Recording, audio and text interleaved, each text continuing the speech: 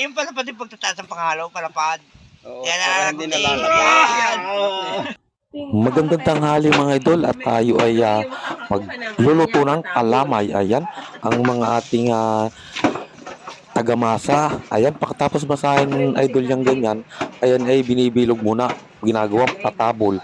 Yan ay 16 kilos mga idol yung ating gagawing patabol na pinagiling. Yung gagawin nating kalamay.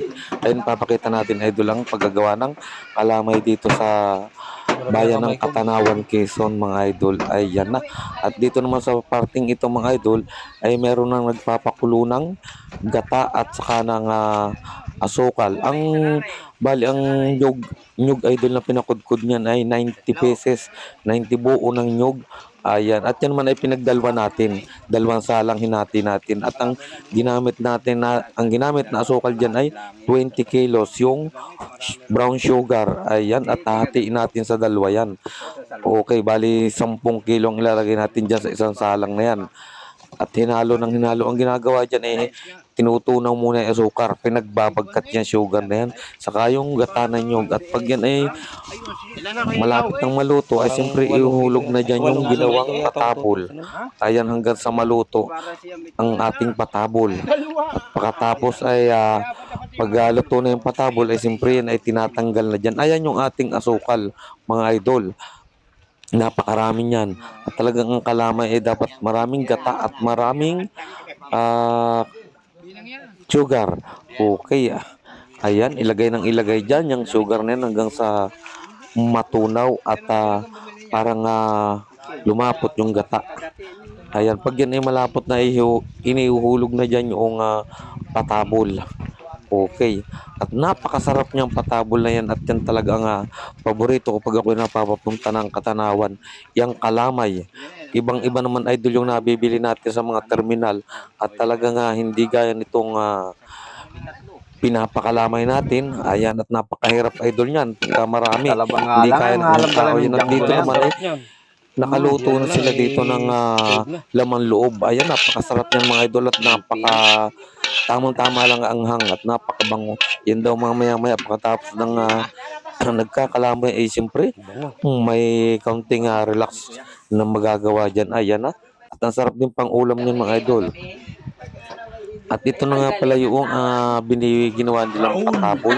May binibilo-bilo muna. Yan. Pero malalaki idol yan. Minasa ng minasa ang galapong, yung pinagiling ng galapong. Ayan na. Dinala na dito sa may lutuan yung patabol. At yan ay ihuhulog naman dyan isa-isa. Dahan-dahan lang ang paghuhulog nyo. Pag natalsikan kanyan mga idol lang mainit talagang napakasakit sa balat. Okay? Ayan, hinuhulog na nga ni Tiyo ang mga ginawang patabol ng mga kababaihan. Okay mga idol. Ayan. At kailangan mabilis ka rin gumawa ng patabol dyan. At kailangan mailagay din yan agad para sabay-sabay din halos maluto. Pero okay lang naman. Kahit hindi masyado sabay-sabay maluto yan. Ayan. Inisa-isa na ng Tiyo at tutulungan natin yan mga idol. Okay na. At ito na nga ay ano na to. Medyo luto na yung ating patabol. Shout out po dyan sa lahat ng tagagawa ng kalamay dyan sa Katanawang Quezon. Ayan, ayan na. Sa lahat, kay Kuya Itong, kay Tiyo Borne, ayan, at saka kay Kuya Cardo, at sa lahat na pong tumutulong dyan.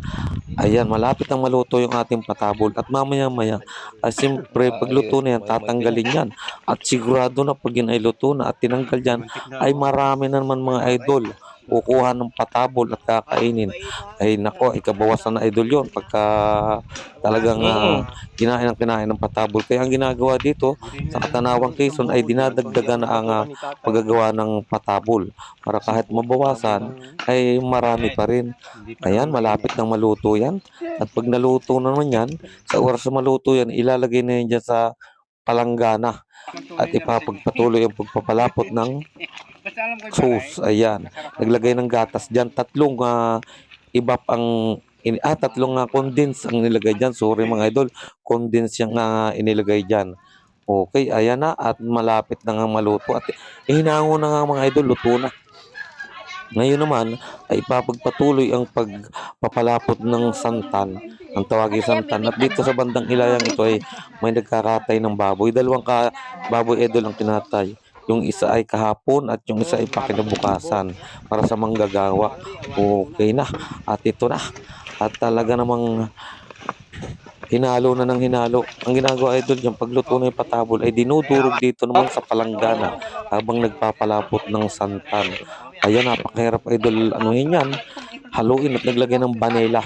Kaunting vanilla, alalay lang ang paglalagay ng vanilla rito. Kasi pag napasobra yan, hindi naman masyadong maganda. At dito sa kabila ay malapit na ngang madurog yung patabol. Ayan, minamasa ng minamasa idol yan. Para naman na magbalance ang pagkakaluto ng kalamay. Ayan, pagka talaga mahina-hina ang pulsuhan mo dyan, eh talaga namang hindi kaya. Itong mga sanay idol itong gumawa ng kalamay. Ayan, nakaka-pawis din mga idol yan. At nandito na yung santan, yung sauce. At malapit ng maglapot. Sa oras na maglapot yung sauce na yan, ilalagay na itong dinurog na patabol. Ay, yung patabol na yan ay kailangan ay pare-parehas ang kulay. Kaya kailangan mix ang paghahalo niyan hanggang sa kumunat. Okay na mga idol at ilalagay na nga yan dyan sa inilagay na nga yan dyan sa santan sa pinalapot ng gata at sugar. Ibinalik. Ayan na. At mamaya tingnan nyo idol, panoorin nyo kung gaano kakunat yung kalamay na yan. At ang taga-Katanawang Quezon talaga ay napakagaling gumawa ng kalamay. Ayan. At pag hindi magandang pagkakagawa mo niyan, ayan ay malambot. Okay mga idol. Ayan at malapit na ng kumunat yan. Pag nakita nyo nga mga idol ang gawa ng kalamay sa Katanawan, natikman nyo, napakasarap. At dito sa puntong ito nga mga idol, ayan. At talaga namang hinango na rin yung sauce na yan. Okay, inilagay dyan. At dyan ipapagpatuloy ang paghalo niya ang ating dinurog na patabol. Ayan, idinala na dyan mga idol. Okay, naipakita ko na yung bandang gitna mga idol. Pero panoorin nyo pa rin yung paghalo niya ng sa kubunat. Ayan, medyo naipakita ko na yung konting bahagi doon sa pagpapakunat kanina mga idol. Ayan lang yun. Inumpisa na. Ibinalik na doon sa sauce. Okay, talagang hintay natin kumunat kung gaano kahirap maghalo.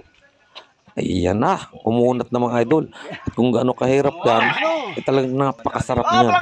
At naglagay na si Tio Borne dito ng star margarine. Para naman sa ganun, sumara pa yan. At saka sa ganun, pampadulas din sa paghahalo. Ayan, at pag hindi mo nilagyan yan ay talagang dala pati kawali niyan. Kung mahina-hina ang pulsuhan mo idol dyan, hindi ka makakahalo. Ang sarap ng ganitong kalamay na talagang gawang sarili. At talagang makakasigurado ka na napakaganda ng pagkakahulma. Yung timpla, hindi siya malambot. Ayan, yung iba pag gumagawa niyan at hindi magandang pagkagagawa ay hindi yan kukunat talaga. Okay na at malapit na ngang maluto. Ayan na, kumukunat na mga idol. Talagang sa tingin ko lang napakasarap talaga yan. Sa amoy pa lang. Yung iba idol yan ay talaga siyempre mag-uwi rin tayo ng kaunting pampasalubong kasi sa dami ng gumagawa na yan ay siyempre kailangan nating bigyan din niya mga yan. Sila ang nagpagod mga idol niya. Ayan, pangiti-ngiti. Shout out sa iyo Kuya Itong. Ayan, sa anak ni Kuya Itong ng panganay. Okay na dyan sa aking mga bayaw. Hirap-hirap maghalo.